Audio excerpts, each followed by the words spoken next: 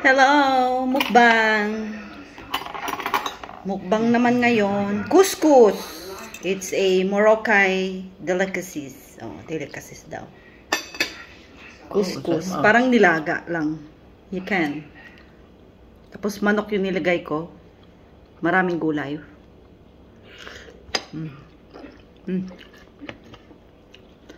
Pero ito yung gusto ko niluluto ni Lola noon. Nang bago lang ako dito.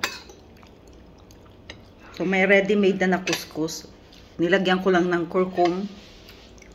Yung turmeric powder, paminta.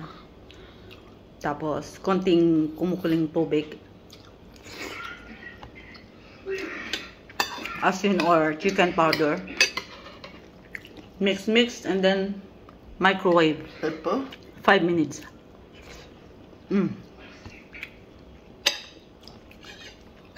Taim.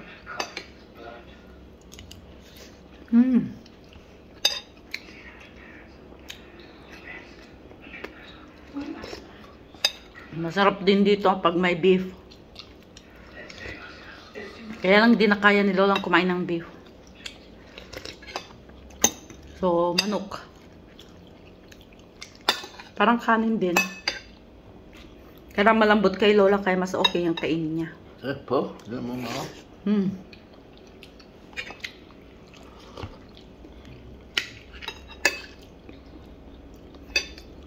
For 14 years, natuto na rin akong kumain ng pagkain nila. At siya rin, natutong kumain ng pagkain natin. Ang gusto niyang pagkain sa atin is pansit, tsaka adobo. Adobong manok, adobong atay, ganyan.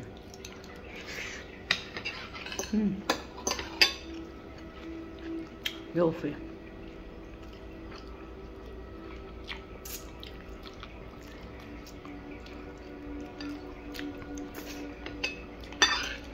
Sarap.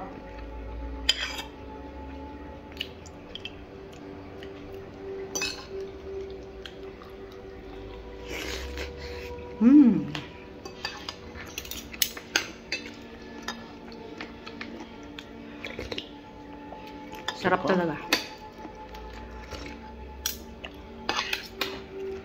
Tukli gamita. Yarakot ima. Yarakot is yung vegetable. Carrots, kishuim. Ano ba yung kishuim sa English? Kalimutan ko.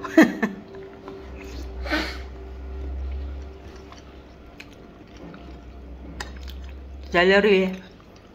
Nilagyan ko ng butchoy, pero hindi ko makita ng butchoy. Kasi mahal po.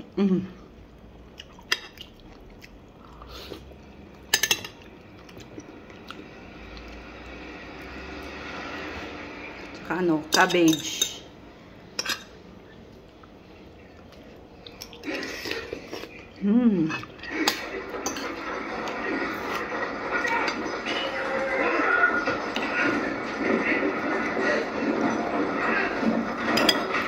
Nanonood kami ni Lola ng movie habang kumakain, kaya maingay. May sepo?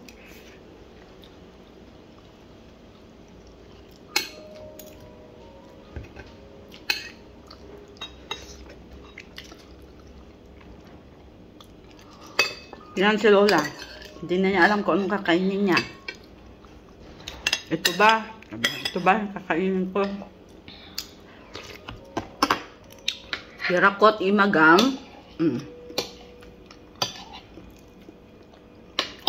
Yofi. Yan lang.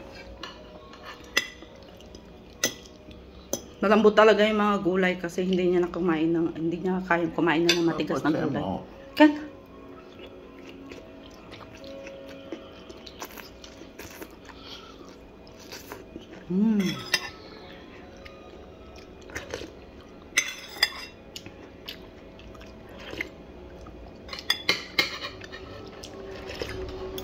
Araw-araw na lang manok.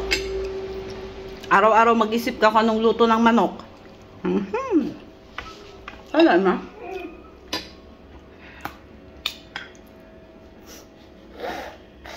akin ang buto. Sa'yo ang laman. Tukli mali. Ito?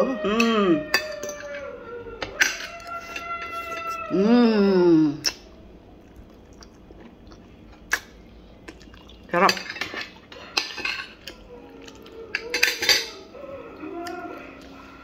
Naba na ng buhok ko.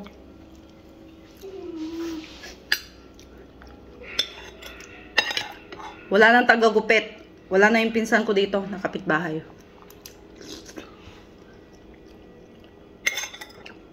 Messi pot.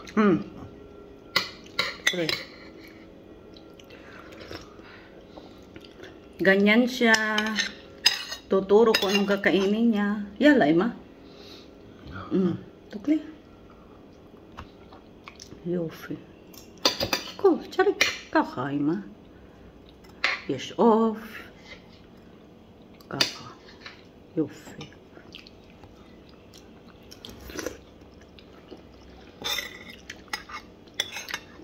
Tsagaan sa pagpapakain sa aking alaga.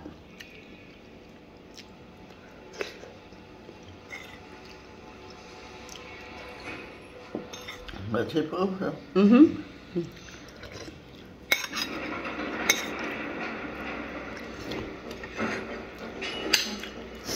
pot. Kaya, yala.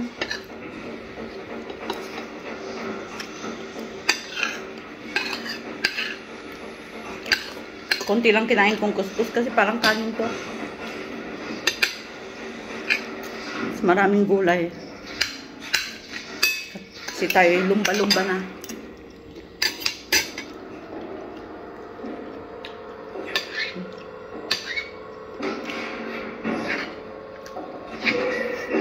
Yan, nilalagyan ko na lang na yung pagkain niya ng kutsara kasi para na siyang bata.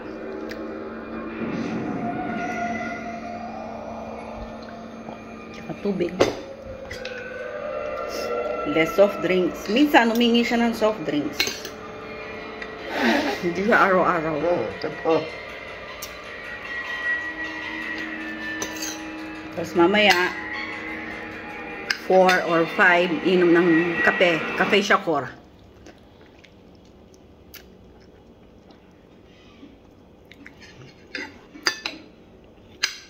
Tapos na. Ito. Dalay ma.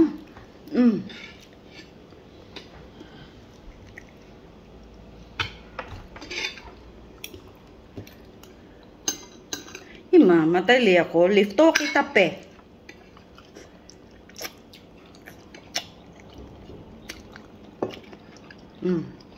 Tukli ako. Yofi. Sana nga sa next na uwi ko, yung mag-alaga sa akin, matyaga siya. Magpakain sa aking alaga. Yun na nakakatakot pag umuwi tayo sa Pilipinas.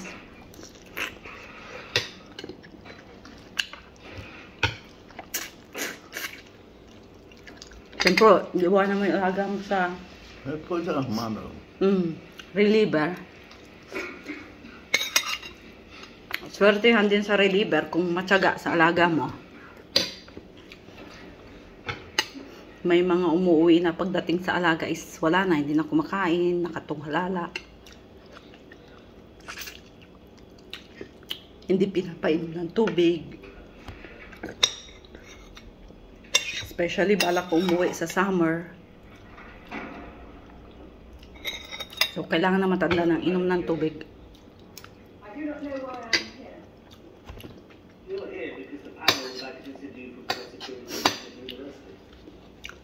Buhay caregiver, guys. Hindi ganun kadali, pero depende sa amo. Sa akin kasi, nung bagong dating ako dito, mahirap itong babae, suplada. Suplada siya, stricto, napakailamera, na sobrang linis, lahat-lahat na. Pero ang pakonsuelo is, mabait yung mga anak, especially yung namatay na anak niya sa Naharia. Ang bait noon, naintindihan niya yung kalagayan naming mga caregiver. Alam niya kung gaano kahirap. Pero may ibang anak na kung ano yung sasabihin ng nanay, pinapaniwalaan nila. Pero sa awa ng Diyos, sa akin naman hindi. Mas lalo nung marunong na ako magsalita ng Hebrew, yun, nakakasagot na ako sa kanila. Kaya ni ma, yan. Tukli ma. Kaya pag nasa ibang bansa kayo, at iba yung salita nila, kailangan nyo ring matutunan yung language nila kahit pa paano. Para hindi rin kayo maloko. Nakakaintindi kayo kung ano yung pinagsasabi nila. Mareresbakan mo sila kung mali yung sinasabi nila, di ba? Ganun naman ang buhay FW, di ba? Hindi ganun kadali.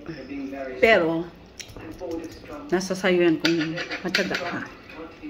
Ima, lo sa Ricarbe. Ima, arbe at lo ko lali ako, lima. Lo, tukli. Ifshar. Yala, tukli. Liat. Ima, matay liakol. Tiftak kita pe. Ang hirap nito kasi pag kumakain, ang dami nang nabubuhos na pagkain sa mesa.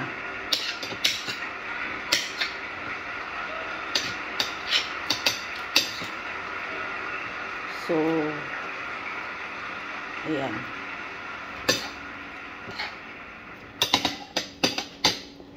Babasain natin ang kanyang pagkain dahil sa sabaw. Mahilig siya sa sabaw kahit na summer. Dapat meron siyang marak or soup. Vegetable soup.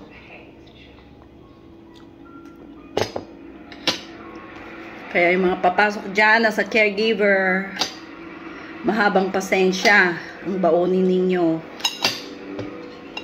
Mas lalo sa ibang bansa kayo maninirahan, galing Pilipino, magkaiba sa iba't ibang bansa.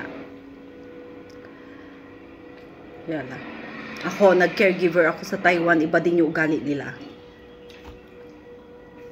Sa nursing home naman ako noon, 5 years and a half ako doon. So, parang gamay ko na yung caregiver. Actually, graduate ako ng physical therapy. So, hindi rin ako nahirapan, no? So, ganyan guys. Mukbang lang muna tayo habang si Lola is pinapakain ko. At napakainit, hindi ako makapag-walking tour. Napakainit guys. So, God bless everyone. Bye!